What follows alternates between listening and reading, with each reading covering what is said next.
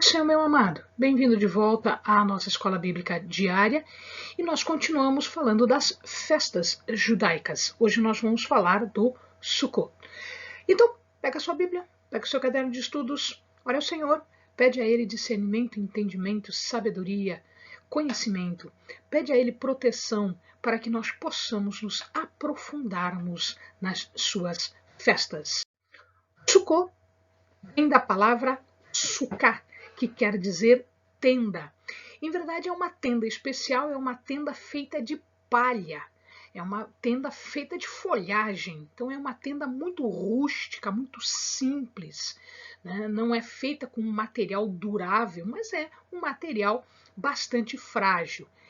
Ela não pode estar fechada nos quatro lados, então ela tem que ter três lados apenas e um dos lados ela deve ficar aberta, né?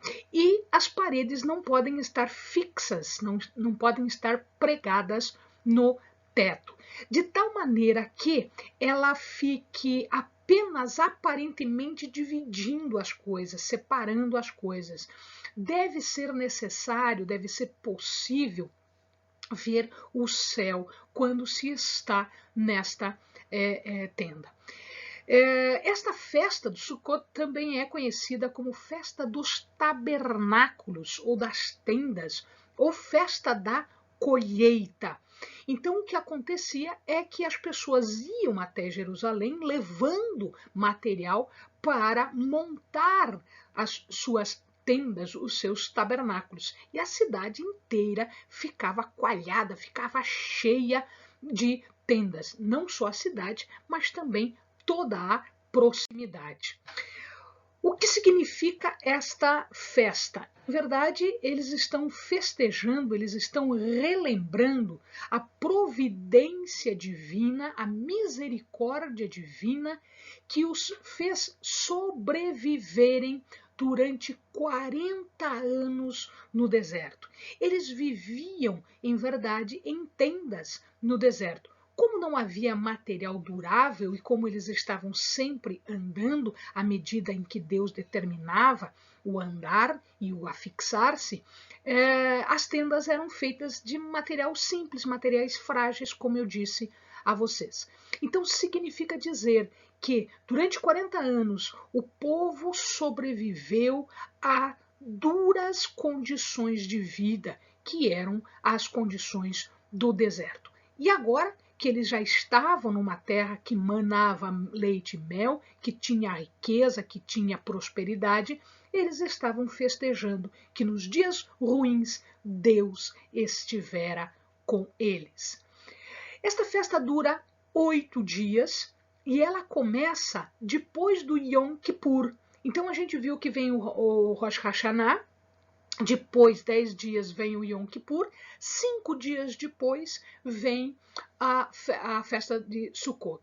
Então, mais ou menos, aí no dia 15 de Tisri, que é o primeiro mês do ano judaico.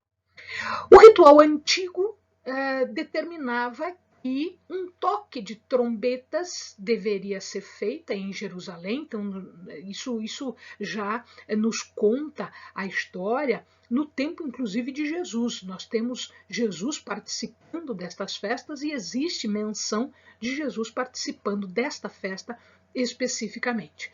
Então, se tocavam as trombetas lá em Jerusalém, e aí isto era um toque que dava início, portanto, a um ritual.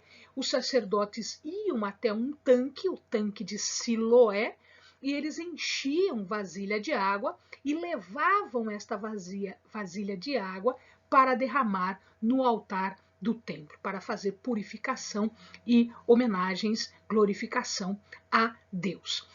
Nesta oportunidade, Jesus começa a ensinar que ele próprio é a água da vida. O amado vai observar isso lá nos evangelhos.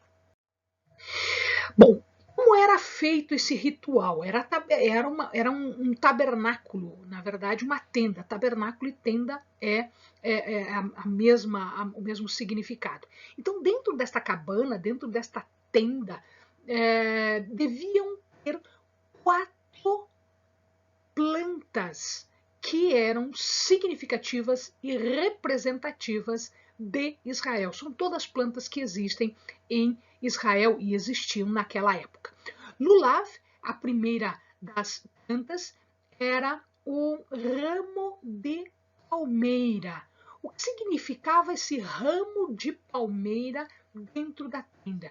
Ele significa a espinha do judeu, aquilo que dá sustentação e que dá orientação, então, para um indivíduo, a espinha dorsal dele. A palmeira, ela tem sabor, quando você experimenta, ela tem um sabor, mas ela não exala cheiro, fragrância, odor. Então, ela tem um sabor, mas ela não tem a fragrância. O que isso significava para os judeus? Eles entendem que existem judeus que são do tipo de um ramo de palmeira, que são um lulav, no sentido de que eles têm estudo, eles estudam a palavra de Deus, eles estudam a Torá, mas eles não se dedicam a aplicar esses estudos. Então, eles não fazem as boas ações que derivam desses estudos. Aravá é um ramo de salgueiro, portanto, é uma outra planta, um salgueiro, que representa os lábios dos judeus. Se você experimentar, ele não tem sabor. E ele não tem cheiro também. Se você moe as folhas, não sai um cheiro, né, como o dos outros vegetais. Então ele não tem nem sabor, nem fragrância. Para os judeus, isso significava aqueles que não se dedicam a estudar, mas que também não se dedicam a executar boas ações. Então, esse era um tipo de judeu do tipo Aravá. Existe um outro vegetal lá também, que era a murta aromática. Olha o nome, Hadass, a murta aromática, ela representa os olhos. E aqui nós vamos observar que a murta não tem sabor. Se você experimentar, ela não vai ter sabor. Mas se você moer as folhas, você vai ver que ela exala uma fragrância, ela exala um cheiro, um odor. Então, eles entendiam que existiam judeus do tipo Hadass, ou seja, aqueles que não têm estudo, que eles não se preocupam em estudar a palavra, em estudar a Torá, mas que eles têm um comportamento bom, um comportamento cheio de boas ações. Se o amado percebe, até agora nós não temos nada que seja completo. Ora tem sabor, ora tem fragrância, ora não tem nada. Então, era necessário que na cabana tivesse mais um vegetal, o etrog. O etrog era um fruto cítrico, parecido com um limão, muito semelhante ao limão. Ele representa o coração. O etrog, ele tem tanto sabor quanto fragrância. Então, ele tem gosto e ele tem cheiro, ele exala fragrância.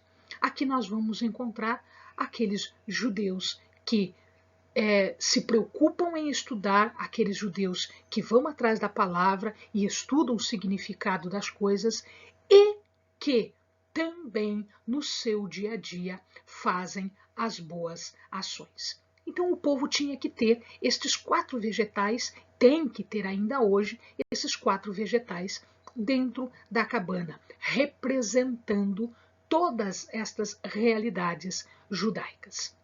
Amém, amado? Bons estudos.